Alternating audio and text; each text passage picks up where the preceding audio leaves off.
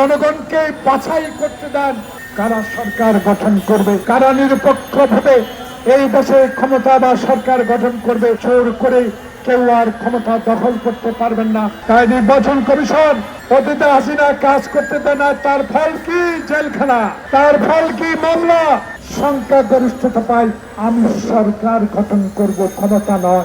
সেই সরকার গঠিত হবে 16 বছর যারা আমার সাথে রাজপথে হাসিনার বিরুদ্ধে লড়াই করেছেন তাদেরকে।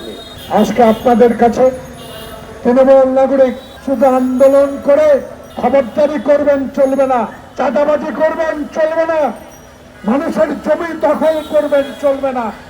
সরকার গঠন করলে আমি রক্ত দিয়েছি, পুলিশের সাথে লড়াই করেছি, তাই বলে হাসিনার মতো, হাসিনার আওয়ামী লীগের মতো ব্যবহার করবেন সরকার গঠন করলে তা কখনো হতে দেওয়া যাবে না, হতে পারবে না।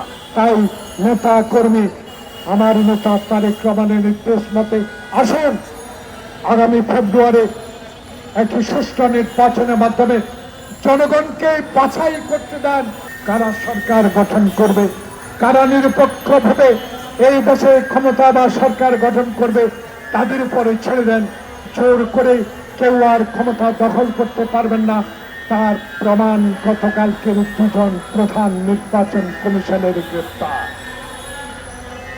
তাই নির্বাচন কমিশন সাংবিধানিক প্রতিষ্ঠান, অতীতে হাসিনা কাজ করতে দেয় না, তার ফল কি জেলখানা, তার ফল কি মামলা।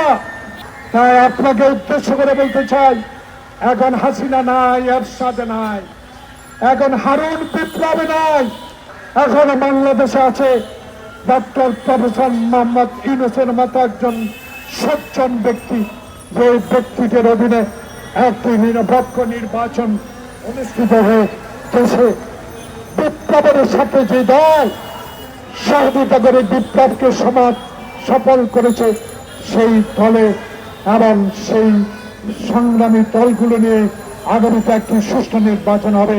এনসিপির উদ্দেশ্যে আমি একটু কথা বলে আমার বক্তব্য শেষ করি। আপনারা কি চেয়েছেন আপনাদের মার্কা আমার জানার বিষয়, কিন্তু পত্রিকায় দেখেছি দয়া করে সরকার, নির্বাচন কমিশন এমন কিছু করবেন না যেটা বিতর্কিত হয়ে পড়ে, তাহলে বিতর্কই নির্বাচনের সমস্যা তৈরি করতে পারে।